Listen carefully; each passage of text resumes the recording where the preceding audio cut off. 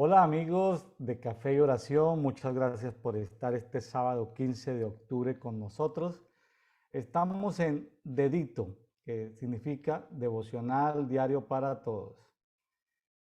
Dedito es un programa que pretende motivar, impulsar, exhortar a que cada uno de nosotros podamos leer la Biblia durante un año. Queremos que pues, leerla no se invierte mucho tiempo. Se invierte tiempo es realmente en examinarla, en escudriñarla, en estudiarla, en meditarla. Lo que queremos también es que cada persona, independiente de las actividades de su iglesia en casa, de su iglesia celular, de su iglesia en el lugar de trabajo, de la iglesia local, iglesia ciudad, y programas de iglesia nación, etcétera, etcétera, cada persona saque tiempo a solas con Dios, con Jesucristo, con el Espíritu Santo y avance diariamente en este caminar, caminando en luz, en justicia, en verdad. Y bueno, la palabra de Dios nos habla de manera permanente. Gracias a Dios, pues ya llevamos julio, agosto, eh, septiembre, ya estamos a mediados de octubre, ya estamos llegando, ya pasamos los 100 programas. Bueno, y este programa está llegando pues a través de Facebook y a través de YouTube. Por lo menos en la siguiente semana está llegando por lo menos a 1000 personas que lo están escuchando. Queremos que esas personas pues se vinculen a una iglesia. Pues este no es un programa de iglesia, este es un programa de cuerpo de Cristo. Nosotros somos el cuerpo de Cristo y estamos en eso. Hoy tenemos una invitada muy especial, ya la hemos tenido aquí, ya la hemos tenido desde el Pacífico Mexicano, desde Ciudad Obregón, Sonora, México. Hemos tenido ya en una o dos oportunidades, no recuerdo, a Eunice Ayala. Hola Eunice, bienvenida nuevamente a Café y Oración. Hola, Pastor. Muchas gracias por la invitación. Es un placer. ¿Ya has estado en este programa de Dedito una o dos veces, Eunice? Esa es la tercera. Ah, esta es la tercera. Bueno, bueno, muy bien. ¿Y cómo se ha sentido en las dos anteriores, Eunice? Un poco nervioso. Estoy agarrando confianza. Un poco nerviosa, pero bueno, se trata de eso, ¿no? De que esto es, no somos profesionales, lo hacemos con los recursos que tenemos, estamos en un conversatorio, yo aquí me alisté mi cafecito, estoy tomando una taza de café, ahí no se alcanza a ver, es una Ujú. taza que me trajeron de París, cuando el café vaya disminuyendo, alumbra la torre Eiffel de París, va a alumbrar ahí, entonces aproveché que mi esposa no me lo hizo para tomar, ahí se alcanza a ver, para que Sí, sea un café negro, negro. Aproveché que no está por ahí mi esposa o está ocupada para yo hacerme mi café negro. Bueno, porque a ella le gusta dármelo es con leche, es decir, tipo café con leche o capuchinito. A mí me gusta de ambas maneras, pero el negrito también me gusta, así como expreso. Bueno, Eunice, eh, ¿te has sentido bien? O sea, un poquito nerviosa, pero bueno, eso es normal, eso es normal, eso simplemente eso es nadando, tirándose al agua se aprende a nadar, es decir, eso no hay, claro, hay cursos y cosas para hablar en público, para transmitir, pero bueno, eso, eso en la medida en que uno va ganando experiencia, pues improvisa, no en el sentido de no preparar lo que va a decir, sino improvisa los términos, yo preparo el material, pero también le doy flexibilidad a la persona de que lo exponga. A veces les colaboro leyendo, explicando, pero yo soy el primer beneficiado. Yo le decía hoy a mi esposa, me siento tan contento de este programa, aunque a veces estoy cansado por las otras actividades que hago en el día, otros compromisos laborales, ministeriales. Ya me siento muy contento porque me obliga a mí a estudiar la palabra, pero el Espíritu Santo es tan bueno que me sorprende, es decir, me sorprende, es inagotable. Entonces, eso de que me sorprenda el Espíritu Santo y me enseñe, para mí es algo maravilloso. A veces no alcanzo ni siquiera a compartir. Le comparto algo a mi esposa, en el tiempo sobre los hallazgos o las perlas que estoy encontrando y a veces no alcanzo ni siquiera a compartir porque es en movimiento. El Espíritu Santo está revelando todo el tiempo y eso a mí me alegra mucho porque uno lee o escucha, pero es diferente cuando uno conversa y se expone y sobre todo que por lo menos en el caso mío, para ser moderador de este programa me toca que leerlo en varias versiones. Eso me da oportunidad de conocer versiones que no eran conocidas para mí, como La Pasión en inglés, como The Message, o sea, el mensaje en inglés, como la Biblia amplificada en inglés, ya la tengo también en español. He podido valorar mucho, por ejemplo, nueva traducción viviente. He podido valorar mucho TLA, PDT. TLA es traducción lenguaje actual, PDT palabra de Dios para todos. En fin, eh, entonces ha sido algo maravilloso. Ha sido algo maravilloso. Ahorita en Isaías he encontrado que Isaías es como estas notas, así como voy a explicar. Isaías es como notas, como que Isaías, las notas, pero las notas no están colocadas en orden, ¿sí? Las notas se iban colocando, entonces Isaías pasa del presente, de que él está viviendo, del desmembramiento del Estado de Israel por los asirios, pero también saca palabra profética de la cautividad a la que va a ser llevado Judá por Babilonia, pero también saca palabra profética de la liberación y el retorno del remanente de Jerusalén a Babilonia, pero también habla del Ciro, pero también habla del Mesías, de Jesús, pero también y hay principios espirituales que aplican para nuestros tiempos. Es decir, la palabra está cumplida, pero hay principios que se siguen ahí sosteniendo. Entonces, me ha gustado mucho TLA, porque TLA le dice a uno quién está hablando.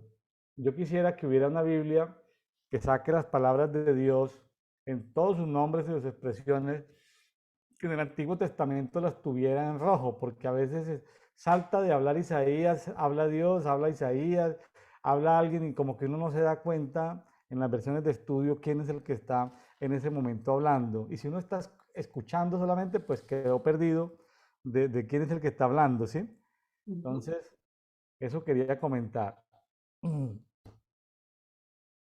Aquí aparece un personaje en el capítulo 45, ya aparece una palabra profética para Ciro. Ciro significa sol. En ese tiempo, y todavía estaba reinando Asiria, es decir, todavía Asiria no había sido, era un imperio, o sea, muchos reinos dominados por el reino principal que subyugaba a los demás, que era Asiria. Todavía no se habían levantado los babilonios, todavía no había sido llevado cautivo Judá a Babilonia, pero ya habían pasado, según esta profecía que vamos a leer en el 45, ya habían pasado los 70 años. En el año 70 de Daniel allá, Daniel, como era un hombre que entendía los tiempos, dijo, bueno, esto está escrito, esto está profetizado por Isaías hace 140, 150 años, está profetizado de Ciro. ¿Cómo es que, cómo es que Isaías precisa que se llama Ciro y además lo llama el ungido? Cuando, bueno, el ungido en el Antiguo Testamento es la persona designada por Dios para ser rey, pero ya en el Nuevo Testamento el ungido o el Mesías solo se reserva para Jesucristo. Entonces, ¿cómo es posible que un ungido, bueno, un rey, Dios levanta un rey entre los medos y los persas para que se levante derroque a los babilonios y se apodere de todos los reinos que habían desde Irán, desde la India hasta Egipto y hasta Anatolia, hasta Turquía? Y prácticamente contenido solamente por el reino de Egipto y por el de la India. Entonces, este personaje, Ciro, que significa sol en el imperio persa, pues derrota a Lidia y a Babilonia, eh, los derrota y se apodera de Babilonia. Y lo primero que hace cuando se apodera de Babilonia es darle la libertad a los judíos y promulgar decretos para la restauración del culto judío, para la construcción del templo. Bueno, y hay citas que están por allá en Esdras, en Nehemías, interesante. Y en otros libros hay muchas citas ahí de Ciro. Pero qué acertado nuestro amigo profeta Isaías, ¿no? Con esa precisión poder profetizar y Daniel estar pendiente de eso y sí responder al llamado de Dios es algo espectacular. Entonces, con esta introducción, Eunice, pues quería, antes de darte la palabra y empezar a conversar, darte las gracias porque has sido nuestra colaboradora número 1 en el grupo público que tenemos en Facebook, Café de Oración. Ahí ya estamos llegando a 600 personas. Nos has ayudado mucho sosteniendo el grupo. Me falta tiempo para postear más cosas, pero bueno, ahí va creciendo el grupo todos los días. Estamos llegando a 600. Muchas gracias, Eunice, la colaboradora número 1 de ese grupo público en Facebook, donde está la guía de lectura de oración, perdón, de la Biblia. Y bueno, y vamos a ir sacando más programas conforme el tiempo, los recursos nos den.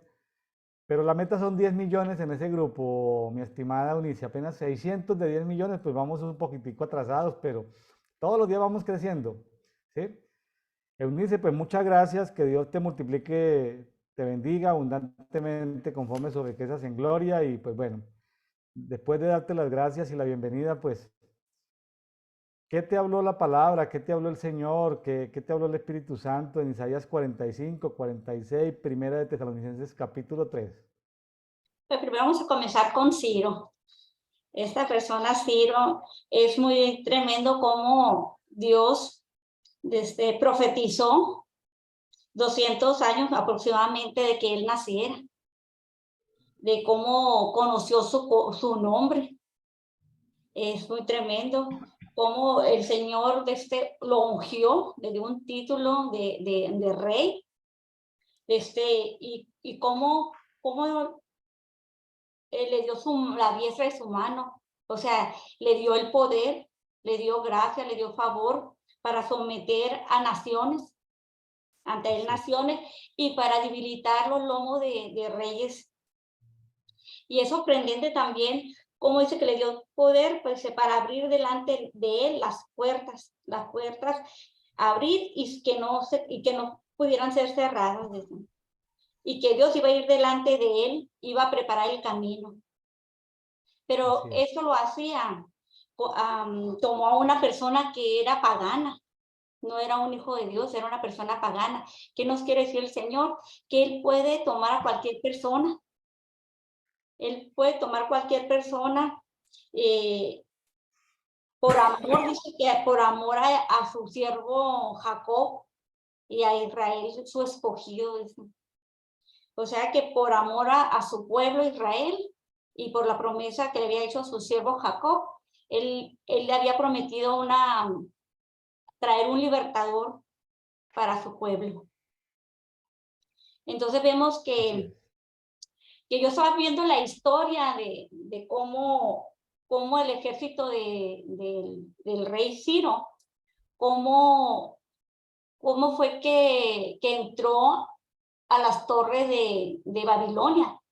Dice que había una fiesta y que ellos lo sitiaron, el ejército de Ciro lo sitió, pero no podían porque había un foso de agua. Eran unas torres grandes y aparte de la primera torre había otra torre, pero entre las torres había un foso que era el río Éufrates. Entonces, ¿cómo es que ellos tuvieron la estrategia de desaguar el río, ese pozo, de llevarse el agua para otro rumbo? Y cuando bajó el agua, ellos entraron, pero dicen que las puertas estaban abiertas. Eso nada más lo pudo haber hecho Dios. Las puertas estaban, ni cuenta se dieron los babilónicos que el ejército sirio estaba dentro. O sea que fue muy poco lo que se destruyó la ciudad y que no hubo derramamiento de sangre. Entonces, ¿quién lo hizo? Eso lo hizo Dios. El Dios fue delante del rey Ciro. Sí. Y después dice que aquí en la lectura dice, te daré los tesoros escondidos, riquezas ocultas de los lugares secretos, para que sepa que yo, Yahweh, que llama por tu nombre. O sea que él le dio el botín de esas guerras, de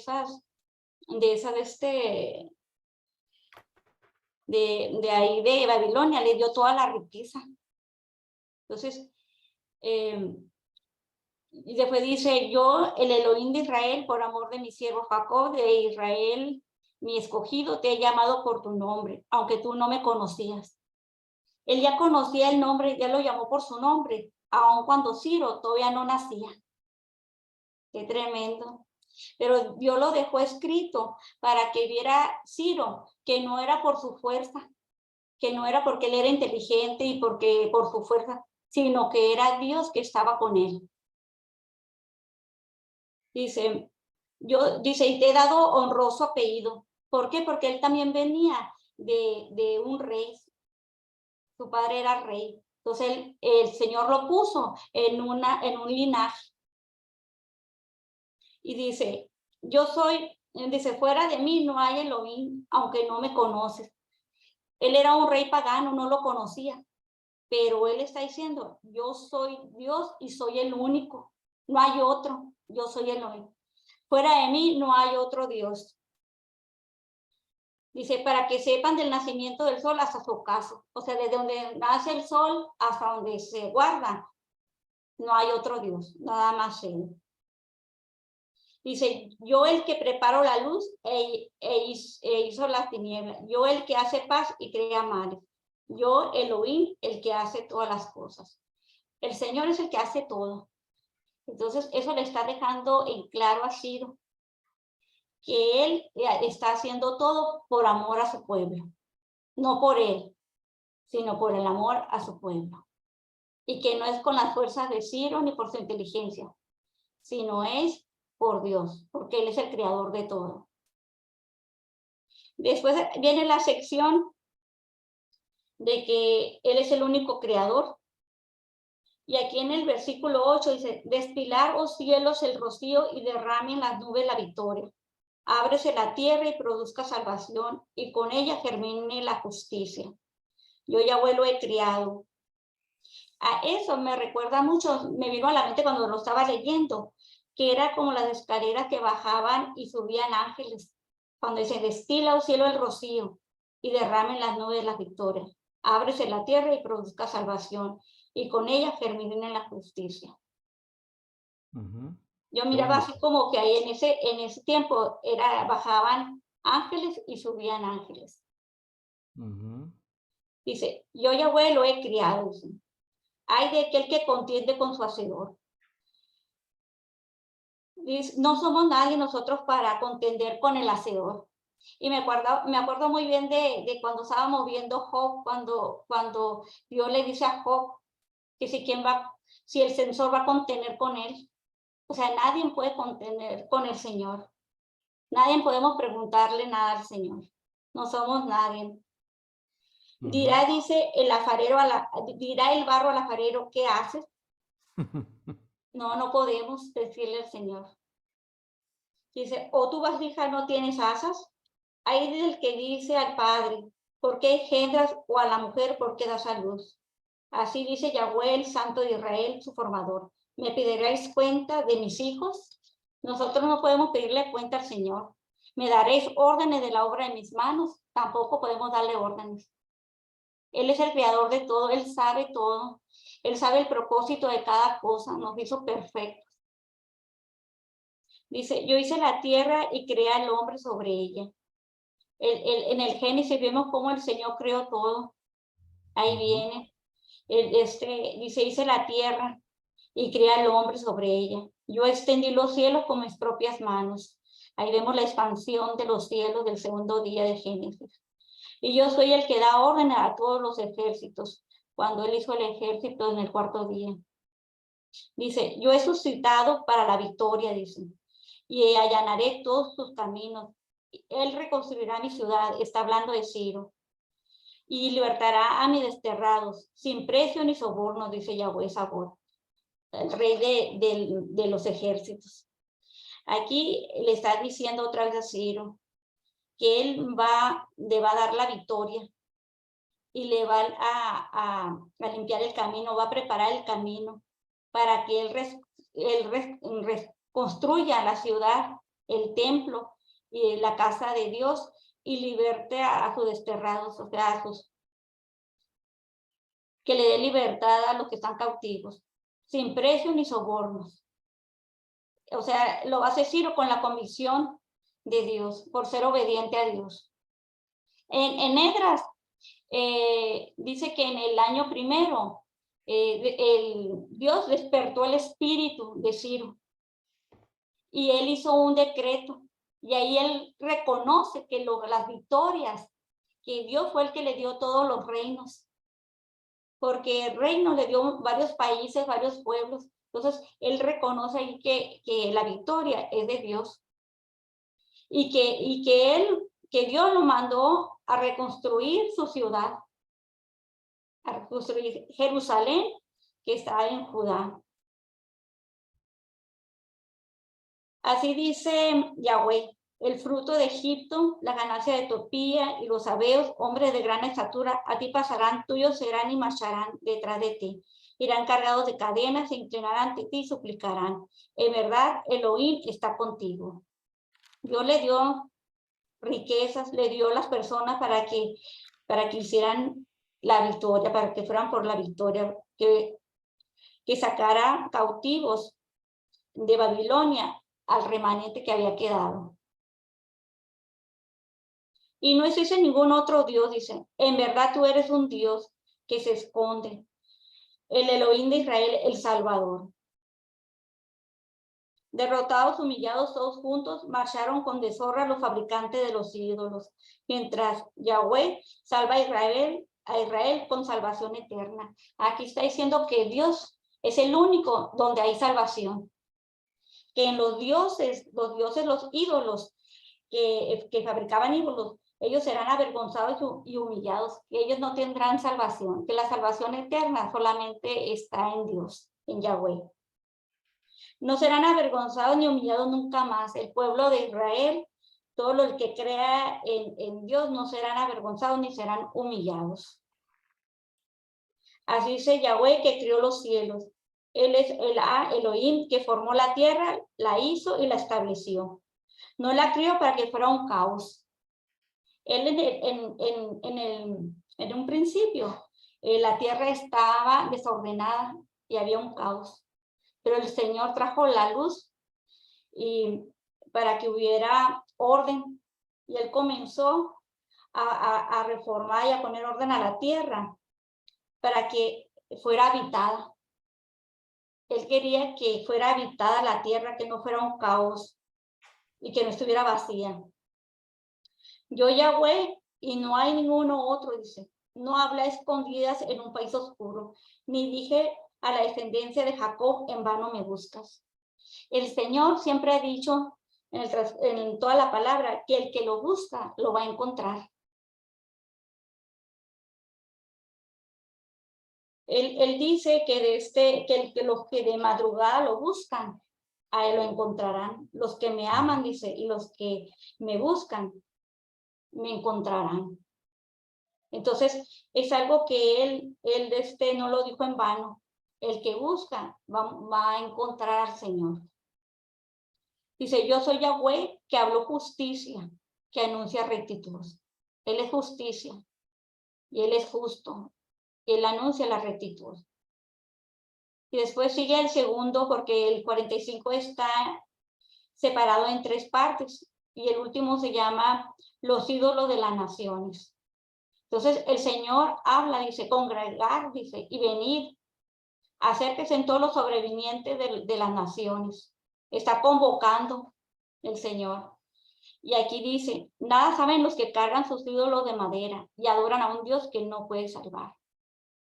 Aquí está el Señor trayendo una exhortación de que los ídolos de madera, esos dioses no pueden salvar, ni a ellos mismos se pueden salvar. Declarar y exponer pruebas y entrar todos en consulta. ¿Quién hizo desde el principio esas cosas que tienen que ser oídas? Solamente Dios.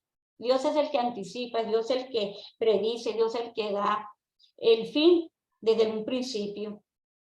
Desde entonces fue dicho, yo soy Elohim y no hay otro fuera de mí, justo y salvador.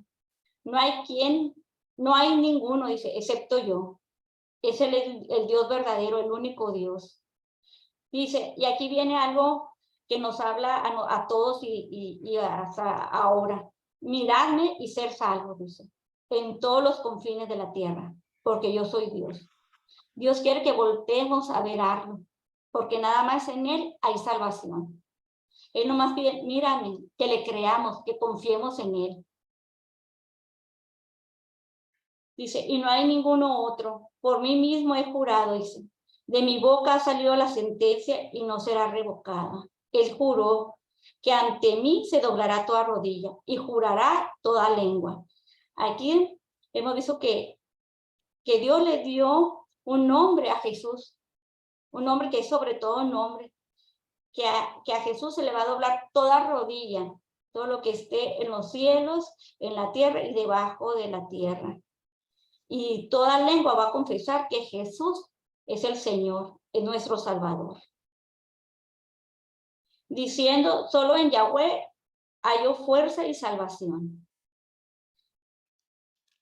Y él vendrá derrotado, y a él vendrán derrotados todos los que se enarrecían contra él. Y en Yahweh serán justificadas y se gloriará la estirpe de Israel. Solamente en Jesús podemos ser justificados. Él en la cruz se presentó como ese cordero. Él llevó toda nuestra culpa. Él pagó, Él nos hace inocentes, Él nos justifica. Y nosotros, todo el pueblo, nos gloriamos en Él, en Jesucristo.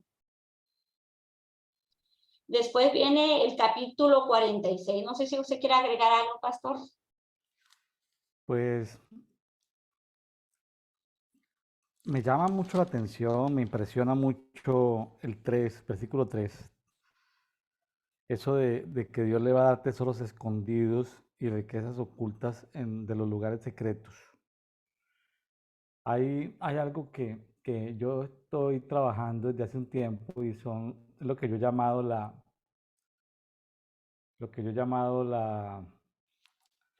aplicación minera profética. Es decir, y me llama la atención un profeta de los Estados Unidos que tiene esa unción de profetizar donde hay tesoros. Johnny Enlow, no sé si lo has escuchado, dice Johnny Enlow. Sí, lo he escuchado. Johnny Enlow ha profetizado de minas de oro, eh,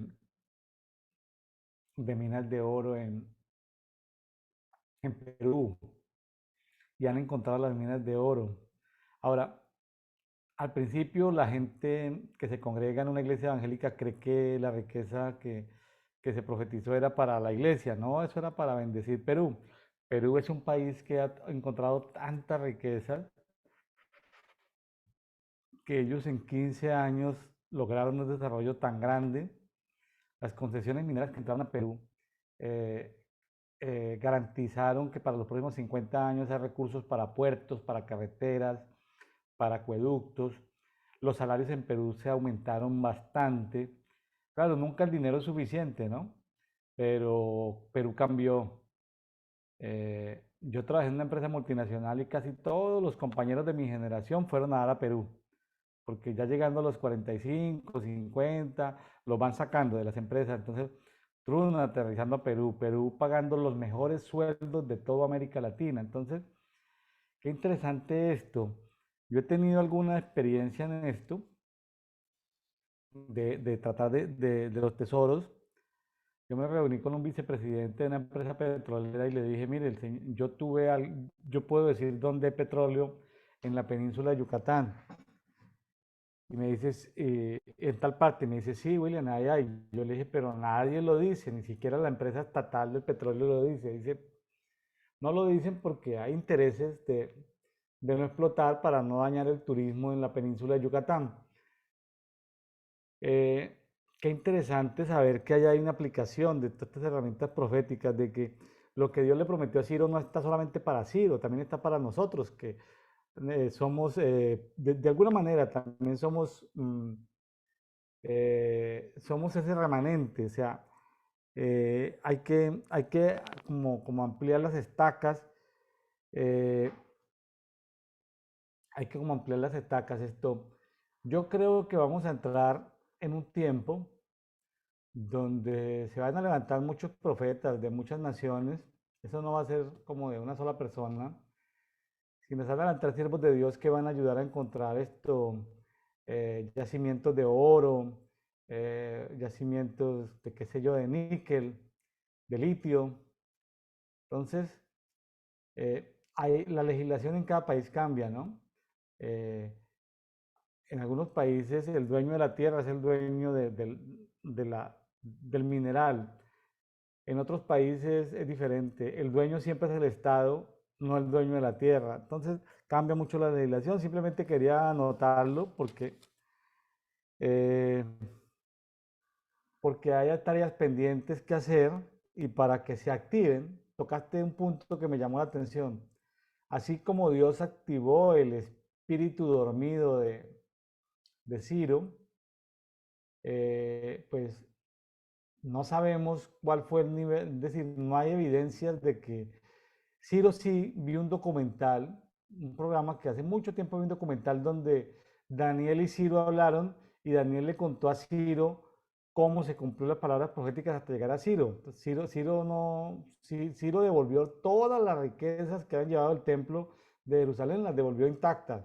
Y Ciro antes aportó y antes ofrendió y aunque y Ciro, sí, claro, lo que pasa es que nadie estaba por encima de Ciro, pero Ciro se estaba metiendo en problemas con toda su corte de sacerdotes. En Babilonia habían 4 millones de dioses y había muchos templos. Ciro se está metiendo en un problema. Pero Ciro no tenía, pero Ciro también tenía que no solamente eh, eh, juzgar al imperio babilónico y a otros pueblos, sino que como empieza el 46, Ciro tenía que juzgar de todos los millones de dioses, tenía que juzgar a los dos dioses principales. En mi Biblia habla de Bel y habla de Nebo. Eran el padre y el hijo. Y ahí yo veo como, y no sé si has leído, Unice, en las lecturas apócrifas de Daniel, creo que en las Biblias católicas hay un capítulo que dice Bel y el dragón. No, no, lo he escuchado. En las Biblias católicas, en la parte final del libro de Daniel, hay otro capítulo donde Daniel logra vencer a Bel y a Nebo, a estos dos dragones. Entonces, está en las Biblias ortodoxas, creo que en las Biblias católicas están, es una historia bonita, no está en las Biblias protestantes. Eh, Qué interesante esto, porque eran los dos principales, yo veo como un antipadre y como un antihijo, como un anticristo, ¿sí? Son los que logra derrotar. Y Ciro, después, es decir, Dios le quitó el poder. Seguramente Daniel tuvo que ver con la caída de esos dos dioses, ¿sí? Grandes. Daniel tuvo que ver ahí.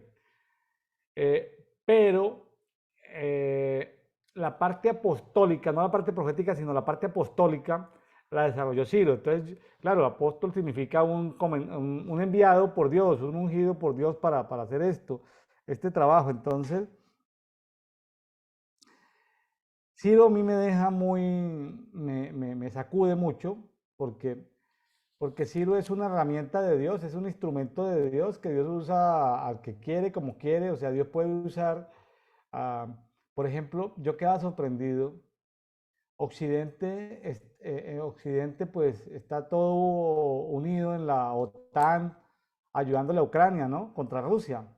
Pero yo quedo sorprendido de escuchar algunos ministerios y me quedo callado, no digo nada porque Dios está de alguna manera usando a Putin para evitar que Europa caiga en la más completa desolación antifamilia. Es decir, el señor Putin, Vladimir Putin, uno lo ve como un dictador allá invadiendo a los ucranianos, a los ucranios, como dicen otros, pero, pero la Iglesia Ortodoxa de Rusia no va a permitir que la familia se desintegre en Rusia y le exige a Europa, porque en Ucrania los niños, todos estamos a favor de Ucrania, pobrecitos los ucranianos, pero es que en Ucrania habían llegado a un punto de descomposición moral donde el niño tenía que ir vestido un día de hombre, un día de mujer, un día de travesti. O sea, los niños en la escuela primaria estaban obligados a adoptar 5 identidades de género diferentes. O sea, Ucrania iba por un camino muy progresista, muy liberal, y de alguna manera Dios lo detuvo a través de Putin. Entonces uno como que no entiende a veces esos giros que Dios pone. ¿Sí? Seguramente Dios levantará después de este presidente corrupto que hay en los Estados Unidos, Dios levantará un Ciro, posiblemente será Trump nuevamente, Donald Trump, o será otro Ciro. Es decir, que Dios levante o sea, Dios levanta instrumentos para poner las cosas en orden, ¿sí? Así es. Bueno, continuemos, mi estimada Unice. Pues como se dice, pues que también tenían que ser juzgados los dos principales dioses de Babilonia, que es Nel, que es Baal, o es ese Marduk, Merodach, también será llamado, Ajá. y Nebo significaba profeta, y uno se manifestaba como Júpiter, Bel, y Nebo como Mercurio, es lo Vea que yo pues, investigué. Y vea pues. dice, sus ídolos son puestos sobre las bestias, dice. O sea que fueron saqueados de sus templos y los pusieron en bestias de carga para ser sacados de ahí. Y era una carga abrumadora para los bestias, porque pesaban. Y dice, se abaten y se postran, quiere decir que se cayeron, pues que se rindieron. No pudieron librar de la carga y ellos mismos van en cautiverio. Aquí nos dice que ni ellos mismos se pudieron salvar. Estos dioses eran dioses falsos, que no pudieron ayudar, ni ellos mismos se pudieron ayudar. Dice, escúchame, oh casa de Jacob, dice, remanente todo de la casa de Israel, que del nacimiento son cargados por mí. El Señor está diciendo ahí que, que Él no es una carga para nosotros, sino que Él desde que nosotros nacimos, Él tiene cuidado de nosotros. Qué bonito. Dice, llevado desde la matriz hasta la vejez, dice, yo seré el mismo y hasta la ansiedad cargaré con ustedes. Y eso dice, y yo los he hecho y os seguiré llevando. Yo cargaré con vosotros y os salvaré. Y me acordé mucho de una canción que tocan en el Centro Mundial de Avivamiento que dice, echa la carga sobre él y él te sustentará. Entonces, él siempre tiene cuidado de nosotros. Él quiere que nosotros echemos toda la carga sobre él y él tendrá cuidado de nosotros. Igual Jesús dijo, vengan a mí todos los que están cansados y cargados, que yo los haré descansar. Dice que su yugo es fácil y su carga es ligera. Entonces, Él nos está aquí diciendo que Él tiene cuidado de nosotros, desde que nacemos, desde que estamos en el vientre. Y aquí dice, ¿a quién me asemejaréis, me igualaréis, dice, o me compararéis para que seamos semejantes? No se puede comparar, no hay comparación. No podemos comparar a Dios con nadie. Sacan oro de la bolsa, pesan plata en la balanza y se contratan a un orfebre que haga de ellos un dios. Se postran, lo adoran, se lo cargan a los hombres, lo transportan. Donde lo ponen ahí se queda, no se mueve su sitio. Por mucho que le clame, no responde. Y me lleva esto al Salmo 115, donde habla de los dioses y de los ídolos, donde dice que los ídolos pues tienen ojos pero no ven, tienen oídos pero no escuchan, tienen boca pero no hablan, tienen manos pero no tocan, no ayudan, tienen pies y no caminan. Entonces son falsos ídolos.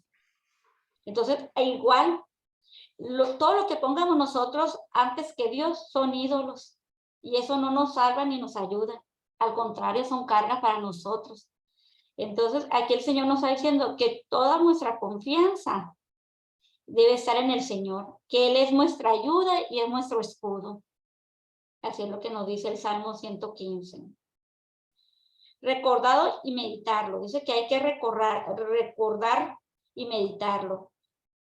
Hay que recordar todo lo que el Señor ha hecho y para ver que Él es Dios. Dios ha hecho en el transcurso de que ha estado con el pueblo de Israel, ha hecho muchas maravillas, ha hecho muchos milagros, los ha salvado de los egipcios. Entonces, el corazón de Israel es rebelde porque no ha entendido que Dios es Dios único, que es Dios verdadero. Dice, recordando de las cosas antiguas, dice aquí predichas, yo soy Dios. Él se ha manifestado que Él es Dios y nosotros con el corazón duro hemos olvidado.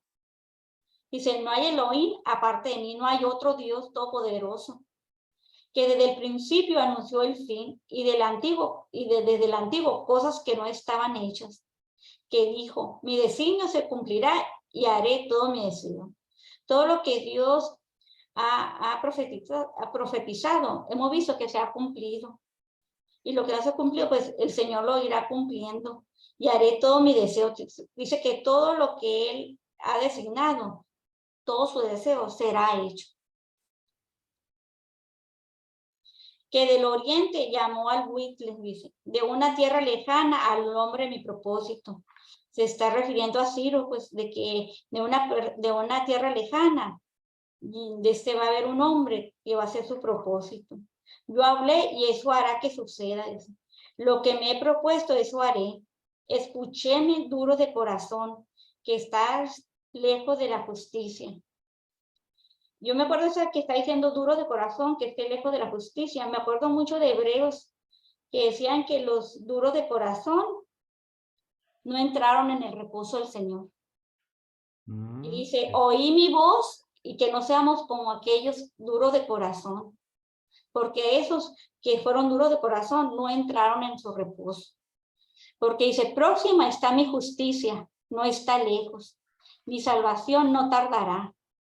Pondré salvación en Sión y en Israel mi gloria. Entonces aquí está hablando de la restauración de la ciudad de Dios, que es Jerusalén, y ahí Él pondrá la gloria en Israel. Me gusta mucho, Eunice, en el 46, esa promesa que hay para todo el remanente de la casa de Israel, de que dice en el 46, 3 y 4, no lo voy a leer sino a parafrasear, o sea, desde la niñez Dios, desde la matriz hasta la vejez, hasta la ancianidad. Es decir, no hay que tener temor a los años, no hay que tener temor, o sea, desde la matriz, desde el principio de los tiempos y hasta el final de los tiempos, las personas no pueden tener temor. El temor es algo que paraliza, es algo negativo. Hay conferencistas de liderazgo que dicen que el temor es bueno, porque no sé qué, pero eso es una cosa ahí como tratando de justificar desde la psicología ciertas cosas pero la verdad es que el temor no es, el temor es algo negativo, pero aquí Dios está diciendo, vean, no tengan confianza en esos dioses.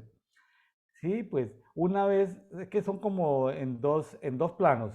Primero los seres espirituales, esas entidades espirituales, pues son encadenadas, llevadas, juzgadas, y lo que las representaban, que son esas estatuas o esas artesanías que hacen los artesanos, que tenían seguramente algún poder porque el ser espiritual estaba dominando, pero una vez ese ser espiritual, como dice Salmo 149, es engrillado, es capturado, es llevado a ciertas zonas, pues esas estatuas de piedra o de metal o de madera, pues no quedan sirviendo absolutamente para nada, ya no queda por ahí ningún ser espiritual.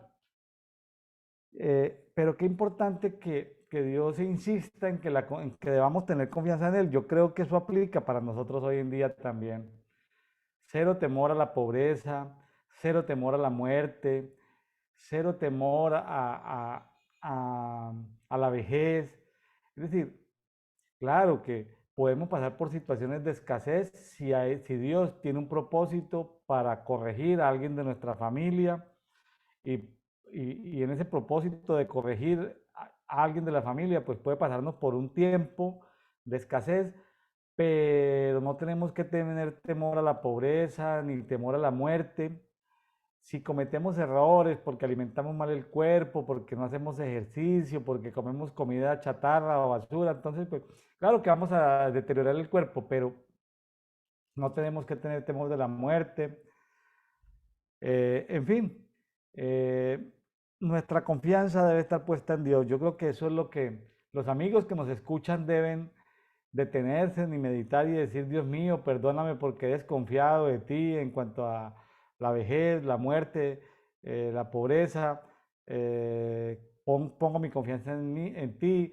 Soltar como esa carga, depositarla, ponerla ya en la cruz, esa acta de decretos que las tinieblas habían puesto contra nosotros de destrucción, arrancarla, llevarla proféticamente y ponerla en la cruz, y que sean exhibidas esas potestades que maldijeron a nuestras familias, a nuestros territorios, sean expuestas, sean juzgadas, sean engrillados esos nobles, como dice Salmo 149, sean engrillados esos nobles. Está hablando de esas entidades espirituales, esos tronos, esos principados, ese tipo de cosas, de entidades espirituales. Y, y también me llama la atención el 12 del 46, donde dice: escuchadme duros de corazón. O sea, si yo ando en justicia, mi corazón no se va a endurecer. Si yo no ando en justicia, me endurezco. Se dice que el corazón de la humanidad se ha endurecido por la maldad de los hombres, pero bueno, eso es una justificación global. Pero si yo me alejo de Dios, no camino en justicia, me voy volviendo duro de corazón. Entonces Dios espera que tengamos un corazón enseñable, un corazón que podamos permitirle al Espíritu Santo que nos escudriñe, darle permiso al Espíritu Santo que saque lo que Él no puso en nuestro corazón, que nuestro corazón, que es el conector entre sentimientos y pensamientos, pues para que la fe no tenga como obstáculos, ¿no? La fe necesita como tener los canales habilitados, ¿sí? Como las líneas de comunicación libres, como la banda ancha libre, que no hayan obstáculos, sentimientos y pensamientos para que la fe fluya y para que la fe tenga frutos en nosotros. Pues son dos pasajes muy bonitos. Dios ha escogido un instrumento de justicia para juzgar a todos los pueblos, entre ellos a Babilonia, y lo hace a través de este rey medo-persa. Y va a empezar una nueva época. Y Ciro, no sabemos detalles de si Ciro, cómo fue su relación con Dios. Ahí presumimos que porque se le despertó el espíritu y por ciertas acciones y por cierta generosidad y cierta bondad y ciertos decretos que promulgó, que de alguna manera Dios se reveló a él, o en sueños, o a través de Daniel, o a través de la escuela profética que Daniel había desarrollado allá en el Oriente. Eh, ¿Qué podemos aplicar? Y gracias a que quedó escrito eh, lo que hizo ese edicto de Ciro, porque el remanente comenzó a edificar el templo, la ciudad, y hubo gente que no estuvo de acuerdo y se paró la obra, pero después volvieron a comenzar la reconstrucción y gracias a que quedó escrito el edicto. Sí, y, y bueno, eh, Dios puede levantar hoy un Ciro en un continente, en un país, en una región. Dios puede levantar sí, o sea, a veces esperamos con mente evangélica que Dios va a levantar un pastor, un apóstol. No, Dios levanta un Ciro para poner cosas en orden, para que la tierra vuelva a su diseño, para que porque la tierra clama justicia, ¿sí? La tierra clama justicia. Entonces, que Dios levante ciros cuando quiera levantarlos. Seguramente que la iglesia tradicional no va a entender cuando se levanta un ciro, porque como no es un hermanito de iglesia tradicional, es un gobernante. ¿Sí? Miren a Trump, un tipo dominante, ¿sí? Grosero, altanero, y Dios lo levantó para poner en orden a todas las naciones. Entonces, que oye, que es que toma whisky, que es que le gusta, fue mujeriego de joven, pues eso es secundario para Dios. Si Dios va a levantar un azote para la humanidad, lo levanta a cualquier momento. Entonces, qué bueno es Dios, eh, y nuestros pensamientos son muy limitados para entender a veces a Dios. Y nos toma de sorpresa, Ciros, bueno, pues con todas estas tiranías que hay en América Latina, pues bueno, hay mucha promesa para todos los amigos que nos escuchan de habla hispana, gobiernos tiranos, por donde quiera, tiranía. Pues Dios está tomando atenta nota, el remanente, seguramente Dios lo va a guardar, no a la iglesia en general, sino el remanente, ¿sí? No el nominal, sino el remanente fiel, Dios lo va a guardar, lo va a cuidar. Y si Dios levanta un Ciro, a veces, por ejemplo, ese Bolsonaro de Brasil me parece como un Ciro. Ese Bolsonaro acabó con toda la agenda progresista, acabó con toda esa ideología de género. Ese Bolsonaro, sí, que divorciado, que casado por segunda vez, una esposa más joven, que su esposa va a una iglesia, sí, que es un exmilitar, pero Bolsonaro puso en orden a Brasil y en prosperidad. Que la gente de la izquierda y la gente de las tinieblas, pues, vociferan y maldicen todo el tiempo, ¿no? A Jair Bolsonaro, pero Bolsonaro fue un tipo que se portó bien con Israel, Bolsonaro fue un tipo que visitó Israel, que hizo alianza con Israel, que desarrolló programas con Israel, que bendijo a Israel, o sea, fue al Muro de las Lamentaciones, lloró en el Muro de las Lamentaciones, o sea, pero o sea, no es la persona que esperábamos, o sea, no es el pastor, el profeta, el apóstol, que, no, es un personaje problemático porque igual es altanero, es grosero, es dominante el Jair Bolsonaro. Bueno, que Dios levante Ciros y nos libre de tantas tiranías en estos países que han sufrido tanta desgracia. Es como lo que, pero muy bonito este pasaje, muy histórico, muy bonito. Mi estimada Eunice, ¿algo más o nos vamos para Tesalonicenses? Vámonos para Tesalonicenses. Tesalonicenses capítulo 3. Ajá. Tesalonicenses capítulo 3. También me gustó tanto esta carta. Me tiene enamorado esta carta. Esta carta ha sido maravillosa. Los sufrimientos, ese amor que sienten por el apóstol Pablo en medio del sufrimiento, fueron como gente más especial que la misma gente de Jerusalén. O sea, esta gente de Tesalónica hoy existe, o Salónica, es la segunda ciudad en Grecia después de Atenas. Es una ciudad como de 300.000 habitantes, pero el área metropolitana tiene más de 1 millón de habitantes. Hasta antes de la Segunda Guerra Mundial, la mayoría de los habitantes de Tesalónica eran de raza judía, pero casi a la mayoría los desplazaron, los mataron. O sea, ya se disminuyó mucho los asentamientos judíos allí en Salónica, en Tesalónica, porque esa fue una ciudad refugio que tuvieron en el Imperio Otomano, cuando el Imperio Otomano turcómano, llegó hasta Grecia, hasta los Balcanes, hasta Hungría, hasta Polonia, por allá.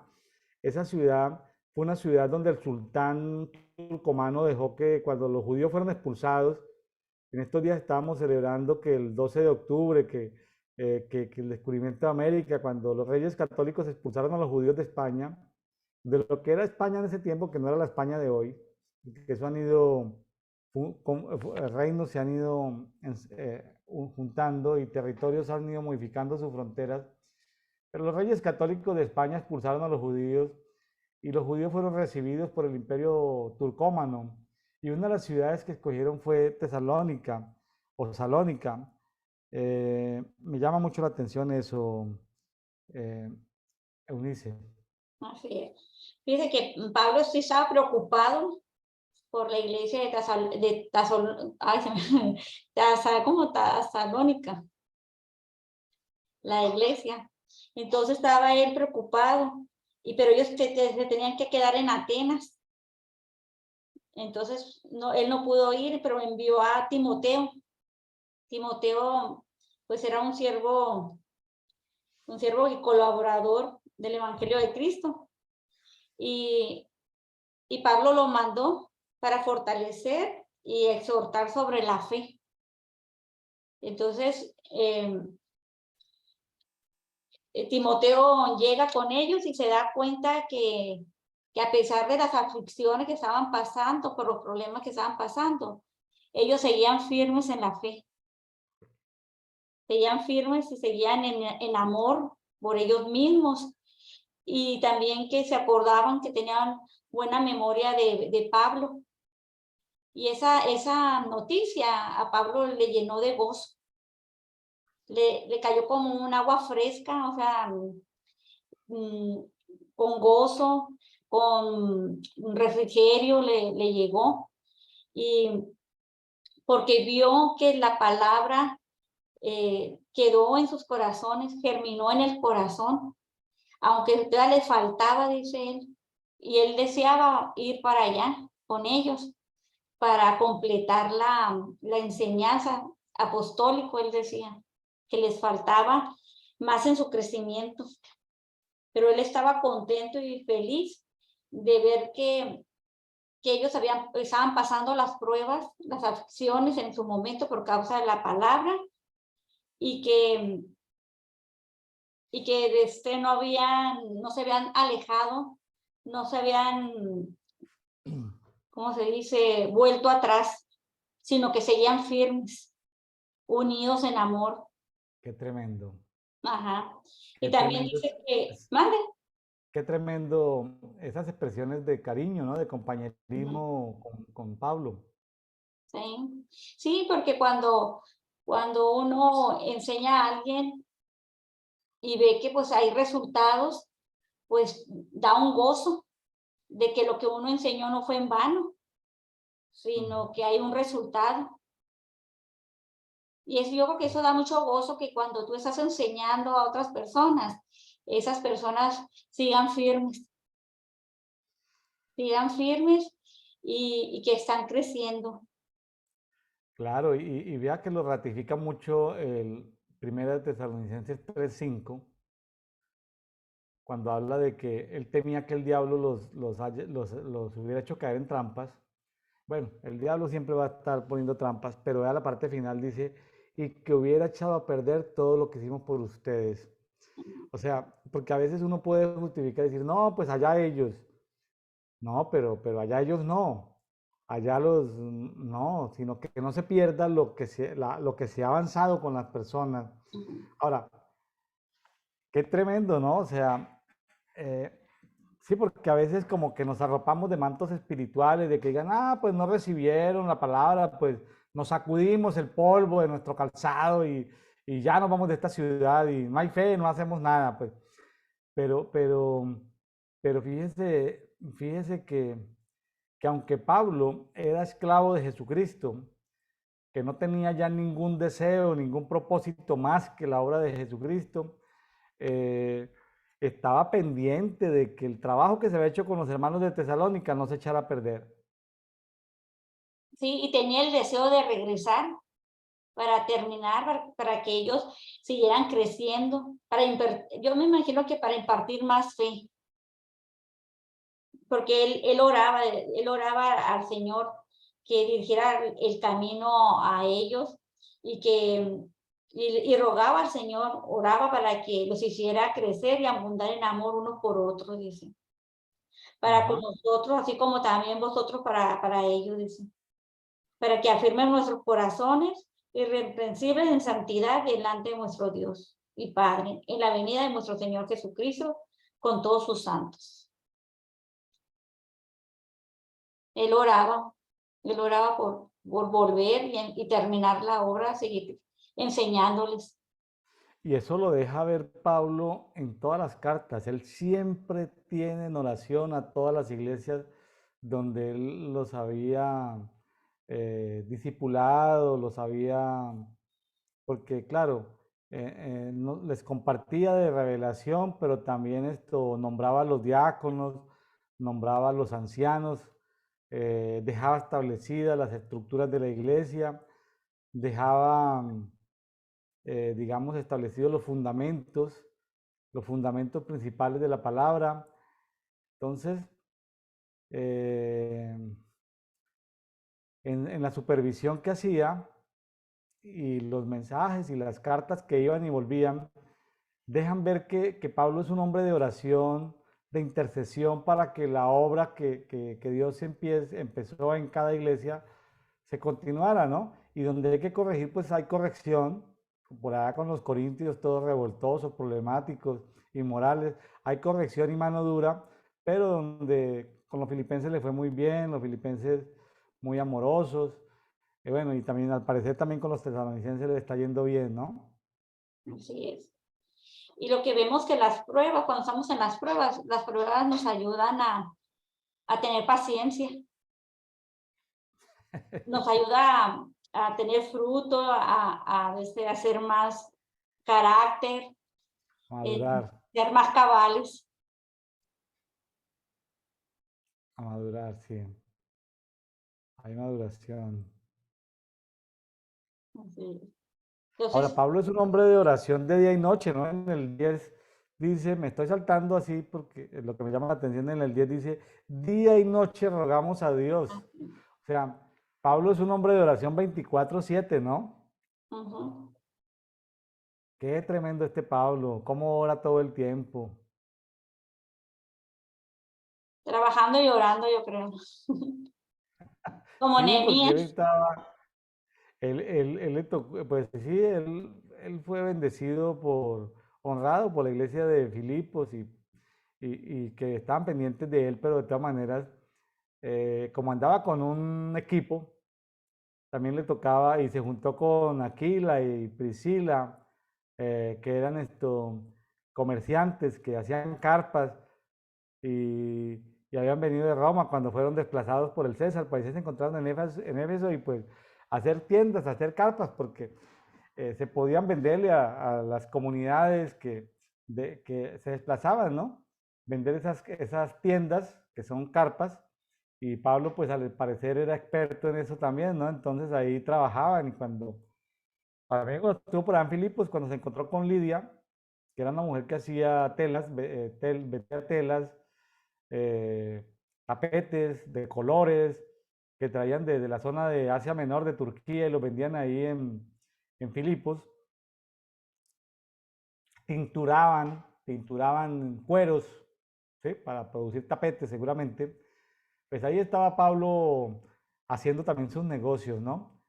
Eh, porque a veces solamente podía compartir en la sinagoga los sábados, los Shabbat. Entonces, pues entre semana trabajaba, pero llegaba el momento donde, como le pasó en Éfeso, que abrió una escuela donde compartió por más de un año, día y noche compartió en la escuela de Tirano, y todo el Asia Menor, tú pasó por ahí, o sea, fue un instituto de formación ministerial para todas esas iglesias de Turquía, lo que hoy es Turquía, ¿no? Donde se estaba expandiendo el evangelio.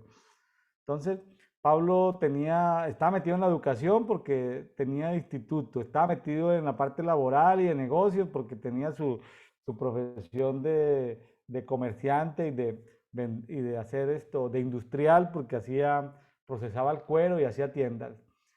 Y pues la labor ministerial, ¿no? Y adicionalmente le dio por darle paternidad a un niñito, a un adolescente que era Timoteo.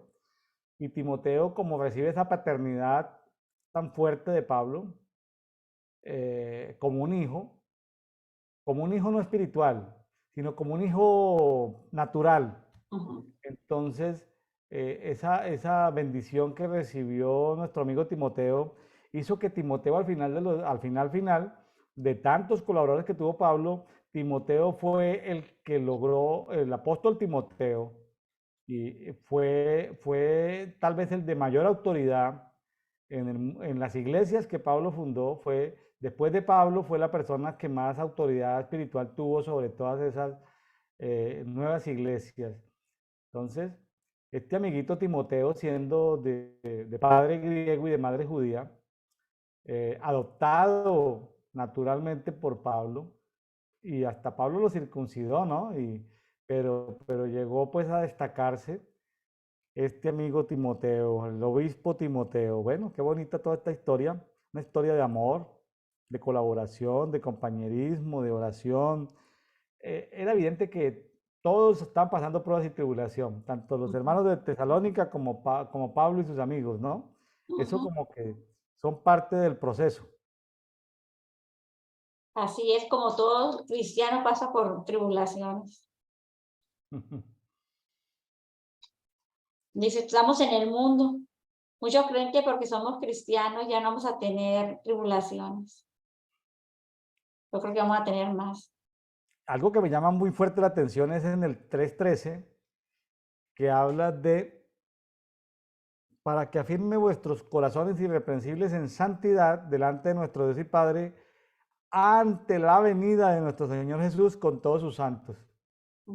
Uno pudiera decir, no, pues son visitaciones de Jesús con las 9 testigos. Uno pudiera decir, sí, aquí vino Jesús con los 9 testigos. Pero ahí, en esa manera general, ahí en el 3:13, se está hablando de la segunda gran venida de Cristo, ¿sí? Porque Cristo ha venido muchas veces, pero multitud de veces, pero para no entrar en conflictos teológicos, pero la llamada teológicamente segunda gran venida, ahí se está refiriendo en el 3:13 claritico. La segunda gran venida, aunque como le digo, entre la primera y la segunda gran venida, pues innumerables venidas, ¿no? Ha tenido Jesucristo con sus 9 testigos, pero qué poderoso eso porque les estaba hablando en tiempo presente de que afirmaran sus corazones en santidad, porque ante la inminente venida de Jesucristo con todos sus santos. O sea, Pablo era un hombre de revelación y Pablo no estaba simplemente diciéndole, bueno, pórtense bien muchachos porque a cualquier momento llega Jesucristo. No, Pablo pues no sabía la hora, pero Pablo los exhortaba a estar listos. Exacto. Como en el matrimonio judío, como está la novia lista, que la novia no sabe cuándo llega el esposo.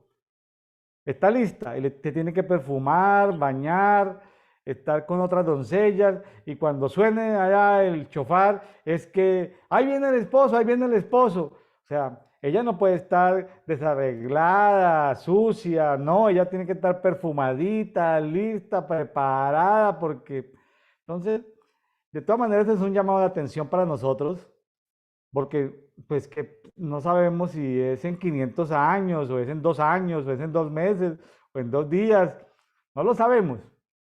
Dios puede mover muchas cosas en un momento. Entonces, como no lo sabemos, en la moraleja o el mensaje es claro, vivamos en santidad, ¿sí? Afirmando nuestros corazones ante la inminente venida de Jesucristo. Le cuento, Nice, que en los 14 años de pastor nunca he predicado la segunda venida de Jesucristo. Le cuento el secreto, a mí me preguntan, porque yo me pasé 40 años escuchando la segunda venida de Cristo, ¿sí? Pero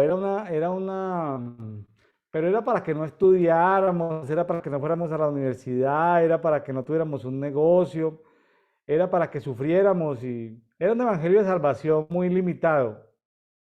La intención no era que estuviéramos preparados para la venida de Cristo, la intención era como que, tranquila hermana, no importa que su marido sea un mal marido, que le pegue, que la maltrate, que Cristo viene pronto. Sí, no, pero para acá sale a la universidad si Cristo viene pronto. Entonces, era un evangelio muy escapista. Pero yo creo que uno puede estar haciendo, hay cosas feas de Lutero, porque Lutero es antijudío y a veces es como medio religioso, aunque es un hombre de reforma, pero Lutero dijo, este sacerdote católico de la Gran Reforma, que justamente en este mes de octubre se celebra el Día de la Biblia, el Día de la Reforma Protestante, ya tenemos más de 500 años de Reforma Protestante, de todas maneras Lutero, perdón, dijo, planeemos como si fuéramos a vivir 100 años, tengamos planes para 100 años, pero también pensemos que hoy es nuestro último día, o sea, vivamos hoy el día como si fuera el último. Entonces, me parece un sabio consejo de Lutero, es decir, hagamos planes, que oye, que va a construir otra casa, una casa en la playa, que va a construir otro negocio, haga planes para 100 años, pues póngalos en presencia de Dios para que Dios los apruebe o los desapruebe, pero póngalos en presencia de Él, haga planes para 100 años, pero tenga todo listo como si para mañana fuera el último día de nuestras vidas. Sí, debemos vivir en el presente, gozar el presente. Gozar el presente, vivir el presente. Cada día tiene su afán. Cada día tiene su afán.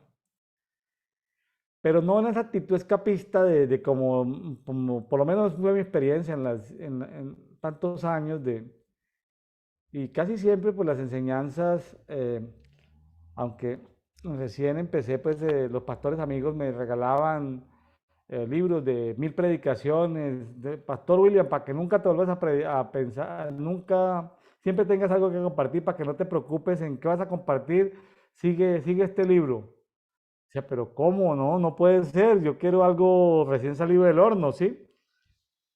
Entonces, yo siempre me he esforzado por no copiar enseñanzas, pues, pues sí, hay cosas que uno recibe de ministerios que lo bendicen a uno, pero de no estar copiando como predicaciones, salvo pues materiales que son para procesos de células, de no estar copiando como materiales, como de comprar sí, el manual del predicador, siempre como, pero el Señor no me ha puesto a predicar sobre la segunda gran venida, pero aquí yo estoy siendo exhortado en este día porque